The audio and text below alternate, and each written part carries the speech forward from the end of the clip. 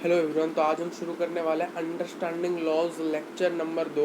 Lecture 1 जिसने नहीं देखा हो जाके पहले देख ले। लिंक डिस्क्रिप्शन बॉक्स में आपको प्लेलिस्ट की लिंक मिल जाएगी, नोट्स की लिंक मिल जाएगी, चैनल को सब्सक्राइब करने की लिंक भी मिल जाएगी। आप वहाँ से जाके चैनल को सब्सक्राइब भी कर दोगे, जिससे आपको नोटिफिकेशन भी ऑन करना है, जिससे आपको क्या हो, हमारे सभी नोटिफिकेशन आपको सबसे पहले हमारे चैनल मिल जाए, और सब्सक्राइब भी कर लेना फॉर योर फ्यूचर वीडियोज़। तो शुरू करते हैं। आज हमारा टॉपिक होने वाला है कि आज बहुत सारे टॉपिक रह गए थे तो लेक्चरों ने कवर नहीं हो रहे, तो आज चैप्टर फिनिश होने वाला है। तो क्या क्या प्रोसीजर होता है एक न्यू लॉ को कमिंग करने के लिए, यानी बनाने के लिए क्या क्या प्रोसीजर किया था। पहले तो ये डिसाइड किया था कि ये लोगों का प्रॉब्लम है कि नहीं। देखिए, लॉ की नीड कहाँ ज़रूरत हो, जहाँ पर लोग कोई ऐसी घटना हुई है जहाँ पर लोगों को प्रॉब्लम फेस करना पड़ता है, वहीं पर एक लॉ चाहिए। बीच में क्या होता सर, फार्मर ने क्या किया था सर, प्रोटेस्ट किया था। बीच में जो पंजाब हरियाणा उस साइड के जो फार्मर्स हैं, उन्होंने ज़्यादा, यानी north eastern part, north western और नॉर्थ उसके नीचे वाले एरियाज़ के लोगों ने थोड़ा सा, फार्मर्स लोगों ने थोड़ा प्रोटेस्ट किया। वो अलग बात है, वो हम किसी और वीडियो में समझाएंगे। बट ये जो प्रोटेस्ट किया था, ये प्रोटेस्ट करने का कारण क्यों था, क्योंकि उनके फेवरेबल में कुछ चीज़ें नहीं हो रही थी, तो इसीलिए उन्होंने क्या किया था, प्रोटेस्ट किया था। इस प्रोटेस्ट के कारण क्या हुआ, इस प्रोटेस्ट के कारण क्या हुआ था सर, इस प्रोटेस्ट के कारण कि उन लोगों ने कुछ डिमांड रखी गवर्नमेंट के सामने, तो गवर्नमेंट ने सोचा कि हाँ, इसके ऊपर एक लॉ लाना चाहिए, फार्म लॉ। तो इसलिए गवर्नमेंट ने एक लॉ लाया, फार्म लॉ। ज़्यादा दिन तक चला नहीं, ये एक अलग केस स्टडी, बट लोगों ने जहाँ पर सोचा कि यहाँ पर उनको ज़रूरत है, यानी फार्मर्स को ने प्रोटेस्ट किया था कि हमें एक ज़रूरत है, आप यहाँ पर एक लॉ बनाइए। तो वहाँ पर गवर्नमेंट, जहाँ पर कि देखा जाएगा कि गवर्नमेंट, जहाँ पर कि लोगों को फील किया जाएगा कि लोग किसी भी प्रॉब्लम को फेस कर रहे हैं, तो वहीं पर नीड होती है लॉ की। और यहाँ पर बहुत सारे सेवरल ऑर्गेनाइजेशन है जो कि इस प्रॉब्लम को आज ए ड्राफ्ट पहले क्या करेंगे, इस कंप्लेंट लोगों ने जो प्रॉब्लम को फेस किया, उस कंप्लेंट को डिस्कस करेंगे अलग अलग ऑर्गेनाइजेशन के अंदर, अलग अलग जगह में डिबेट की जाएगी, अलग अलग जगह में बातें की जाएगी, क्या ये सही है या गलत, ये सारी चीज़ें पहले इसे ड्राफ्ट की जाएगी। क्यों की जाएगी सर, ड्राफ्ट क्यों किया था, क्यों जब कॉन्स्टिट्यूशन भी बना था उसके लिए ड्राफ्ट कॉन्स्टिट्यूशन पहले बना था, क्योंकि हमें नहीं पता है कि कितने लॉज होने वाले हैं। एक चीज़ पहले ड्राफ्ट होनी चाहिए। हम जैसे कि एग्ज़ाम देने से पहले क्या करते हैं, सैम्पल पेपर्स करते हैं, तो हम ड्राफ्ट एग्ज़ाम उससे पहले दे रहे हैं। हम डायरेक्ट सैम्पल, आप अगर ये बच्चा कहेगा कि सर मैं बिल्कुल सैम्पलर नहीं करूँगा, तो ये नहीं, सैम्पलर कोई भी करता है, बट एक करना पड़ेगा, कुछ भी हो जाए। अगर आप बिल्कुल भी नहीं कर रहे हो तो एक तो मस्ट करना है। क्यों करना है सर, बेसिकली 10th और 12th क्लास के बच्चों को कहा आता है कि आप सैम्पल लगाइए। 8 में इतना ज़रूरत नहीं है। 8 में आपको क्या करना है सर, 8 में आपको क्वेश्चन बैंक खरीदने हैं, और क्या खरीदने हैं, और अच्छी सी नोट कॉपी, आप नोट बनाते चाहिए। हम जो नोट्स आपको दे रहे हैं उसको लिखना है, और क्वेश्चन बैंक खरीद लेना, यानी क्वेश्चन तो हम प्रोवाइड भी आपको कर देंगे। Question notes, PDF notes, lecture notes सब आपको मिल जाएंगे। आपसे चैनल को सब्सक्राइब करके रखिए। तो चीज़ें अपार्ट रखते हैं, तो हम लेक्चर्स को कंटिन्यू करते हैं। ठीक, ये जो ड्राफ्ट लोगो फिर मिनिस्टर के पास सेंड किया आता है, मिनिस्टर जो हाई अथॉरिटी उनके पास सेंड किया आता है, और उनको इस लॉ के बारे में बताया जाता है, लोग ये चीज़ को प्रॉब्लम फेस कर रहे हैं, यहाँ पर हमें इस प्रकार से लॉ बनाना चाहिए। तब वोटिंग की जाती है, कितने लोग इसके हित में है, किसके इसके अहित में है, किसके इसके अगेंस्ट में है, किसके इसके हित में, यानी उसके सपोर्ट में, कितने सपोर्ट में है, कितने अगेंस्ट में, वो भी देखा जाएगा। कहाँ पर देखा जाए सर, लोकसभा के मिनिस्ट्री के अंदर देखा जाएगा कि ये चीज़ होगी, यानी वोटिंग लोकसभा के अंदर होगी, ना कि राज्यसभा के अंदर। याद रखना, वोटिंग कहाँ की जाती, लोकसभा के अंदर। क्यों किया जाती, क्योंकि लोगों का सभा है, यानी पीपल्स एरिया, पीपल्स हाउस। देखिए, राज्यसभा क्या है, राज्यसभा यानी ये नेशन का हाउस, इस नेशन का, इस देश का घर वो है, बट लोगों का घर है। लोगों की प्रॉब्लम तो लोगों का घर, अगर देश की प्रॉब्लम तो देश का घर, यानी राज्यसभा। लोगों की प्रॉब्लम तो लोकसभा। क्लियर है, ठीक है। पर फिर उसे अप्रूव किया जाएगा, जब उसके अंदर वोटिंग हो जाएगी, फिर वहाँ पर उसको अप्रूव किया जाएगा लोकसभा के अंदर। फिर उसे कमिटी 1 के अंदर डाला जाएगा। फिर फर्दर प्रोसीजर, कमिटी 1 के अंदर उसे डाला जाएगा, कमिटी 1 के अंदर उसे फिर से डाला जाएगा कि further discussion also getting approval. जब कमिटी 1, जब कमेटी 1 उसको अप्रूवल दे देगी तो उसे राज्यसभा के अंदर भेज दिया जाएगा और मिनिस्टर को फिर से वोट करना पड़ा। देखिए पहले क्या हुआ, पहले पता चला कि लोगों की प्रॉब्लम है कि नहीं, समस्या है कि नहीं, फिर ऑर्गेनाइजेशन ने इसके ऊपर डिस्कस किया। पहले लोगों की प्रॉब्लम है कि नहीं, पहले ऑर्गेनाइजेशन ने डिस्कस किया, फिर ऑर्गेनाइजेशन ने एक ड्राफ्ट लॉ बनाया। फिर क्या हुआ, उसे मिनिस्टर के पास डाला गया, फिर मिनिस्टर्स के बाद वोट हुआ लोकसभा के अंदर, फिर वोटिंग होने के बाद फर्दर डिस्कशन के लिए कमेटी 1 बैठाई गई। कमेटी 1 ने जब इसको अप्रूवल दिया तो फिर से राज्यसभा को भेजा गया, फिर राज्यसभा से फिर से वोटिंग हुआ। ये एक प्रोसीजर आपको याद रखना पड़ेगा। अगर आप ऐसे याद नहीं रख पा रहे हो तो जैसे मैंने बोला आप उसी प्रकार याद रख लीजिए। ओके, फिर से मैं बोल देता हूँ, पहले ये लोगों की समस्या है कि नहीं इसे पता लगाइए। ऑर्गेनाइजेशन ने क्या किया, कुछ ऑर्गेनाइजेशन थे उन्होंने इस कंप्लेंट के ऊपर डिस्कस किया, फिर क्या किया गया, इसके लिए एक ड्राफ्ट लॉ बनाया गया, फिर मिनिस्टर के पास भेजा गया, मिनिस्टर के बाद वोटिंग की गई लोकसभा के अंदर, फिर वोटिंग होने के बाद क्या हुआ सर, लोकसभा के अंदर,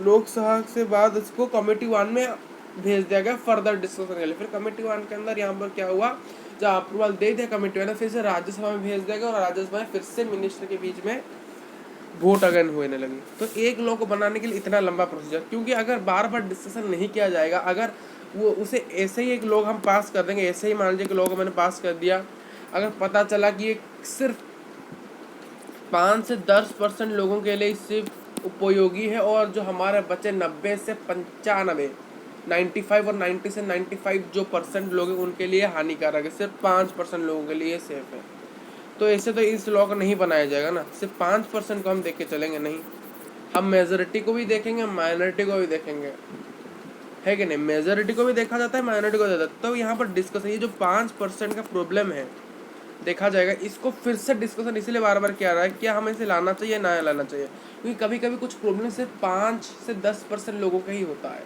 कभी कभी होता है, कभी कभी तो मेजोरिटी का भी हो जाता है, तो उसको बहुत जल्दी अप्रूवल दिया जाता है। कभी कभी जो 2 से 3% लोगों का सर जो होता है कंप्लेन, यानी हमें हमारे, तो उनको क्या कहता है, उनका जो एक उनके लिए कुछ लॉ ना बनाकर कुछ सुविधा कर देते, कुछ सुविधाएं गवर्नमेंट प्रदान कर देते उनके क्षेत्र के अंदर, उनके एरियाज के अंदर, ठीक।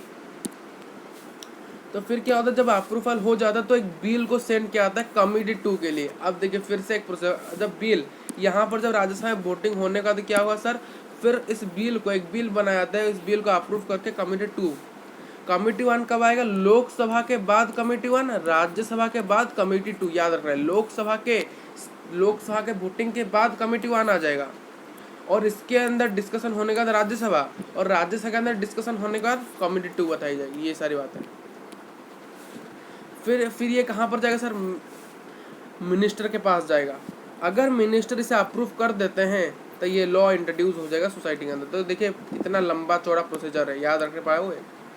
तो हमको एक बार आपको बता देते हैं, क्योंकि आज ज़्यादा टॉपिक्स तो है नहीं, तो यही टॉपिक्स को आपको याद बहुत अच्छी तरह से रखना है। सर पहले क्या होता है कि देखना है कि ये लोगों का प्रॉब्लम है कि नहीं, पहला प्रॉब्लम। दूसरा प्रॉब्लम, ऑर्गेनाइजेशन क्या करेंगे, इस कंप्लेंट के अंदर डिस्कशन करेंगे, फिर सर ड्राफ्ट लॉ बनाया जाएगा। सर फिर क्या होगा सर, ड्राफ्ट लॉ बनाने के बाद इसे मिनिस्टर्स के पास सेंड किया जाएगा, और फिर लोकसभा के अंदर इसके अंदर वोटिंग की जाएगी, कमेटी 1 के पास पहुंचाई जाएगी फर्दर डिस्कशन के लिए।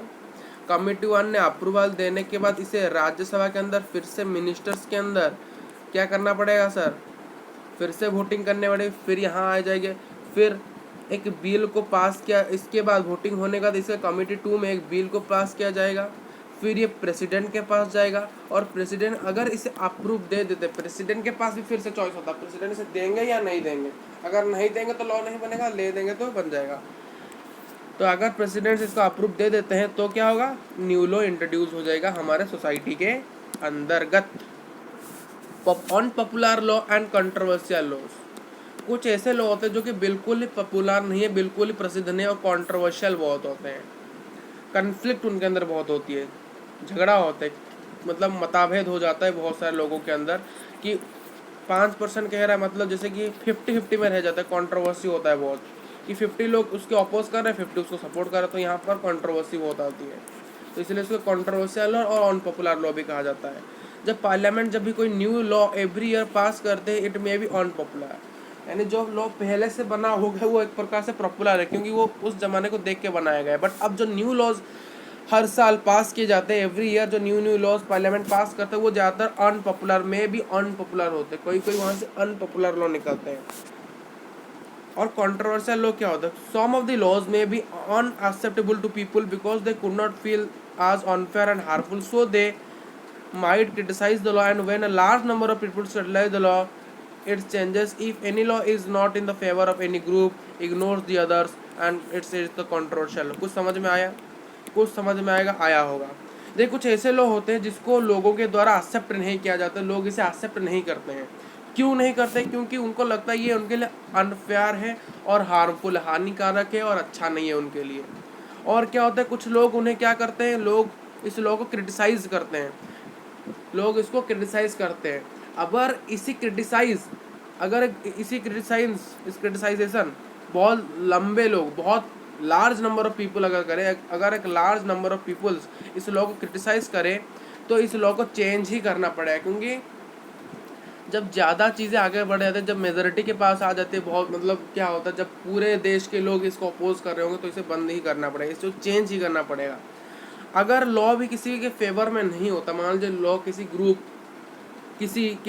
भी ग्रुप के फेवर में नहीं है, किसी भी पर्टिकुलर एक एरियाज़ के अंदर नहीं आ रहा है, मतलब फेवर में नहीं हो रहा है, किसी ग्रुप्स के फेवर में नहीं आ रहा है, और इग्नोर्स द अदर, मतलब कुछ यहाँ ए बी और सी है, इस ए ग्रुप का एक लॉ बनाया गया, मान लीजिए एक लॉ बनाएगा, न्यू लॉ।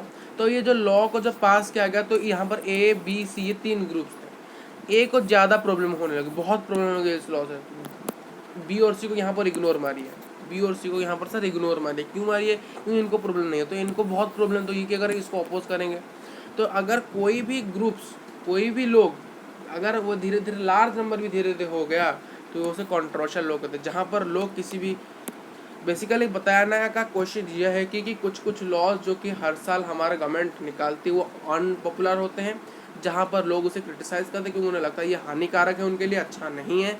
तो इसीलिए लोग जब धीरे धीरे लार्ज नंबर ऑफ पीपल को क्रिटिसाइज़ करें, तो ये क्या होने लगता है, वहाँ पर इसे चेंज करना पड़ता है। अगर एक लॉ किसी भी ग्रुप के फेवर में नहीं है, और वो क्या होता है, इग्नोर्स करता है अदर्स को, मान लीजिए वो कंट्रोवर्सी बहुत करता है, मतलब ए बी और सी, ए के फेवर में वो एक लॉ बनाएगा, ए के फेवर में नहीं है, तो क्या होगा, हर वक्त कॉन्फ्लिक्ट लगेगा, ए और गवर्नमेंट के बीच दंगे होंगे, स्ट्राइक्स करेंगे ये लोग उनके एरिया के अंदर, कि उनके बाहर ऐसे जाके करेंगे। क्यों करेंगे? क्योंकि उनके लॉ को वो चाहेंगे कि चेंज करना है।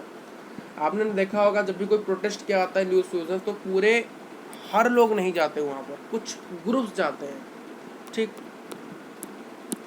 आगे बढ़ते हैं। आज citizens plays a crucial role in electing the representative. तो हम एक सिटीजन से, आज नागरिक हिसाब से हम क्या करेंगे, हमारे एक बहुत इम्पोर्टेंट रोल, हम एक बहुत महत्वपूर्ण भूमिका निभाते हैं, हमने इलेक्टेड रिप्रेजेंटेटिव को चूज करने के, जैसे कि हम MLAs MPs चूज़ करते हैं हमारे एरियाज़ के अंदर। दे ऑल्सो, जो हम इलेक्टेड जिनको रिप्रेजेंटेटिव करते हैं, वो भी एक इम्पोर्टेंट रोल प्ले करते हैं हमारे पार्लियामेंट के अंदर, फंक्शनिंग करने के लिए, हमारे पार्लियामेंट को हमारे पार्लियामेंट को प्रॉपरली फंक्शनिंग करने के लिए। So the citizens of democratic country like India must be aware of rights. हमारे जैसे कंट्री इंडिया के जैसे हमें अवेयर होना चाहिए इन सारे राइट्स के अंदर। तो ठीक, आज इस चैप्टर हमने ख़त्म किया। तो thank you for your kind cooperation to this channel, और bye bye and see in the next chapter.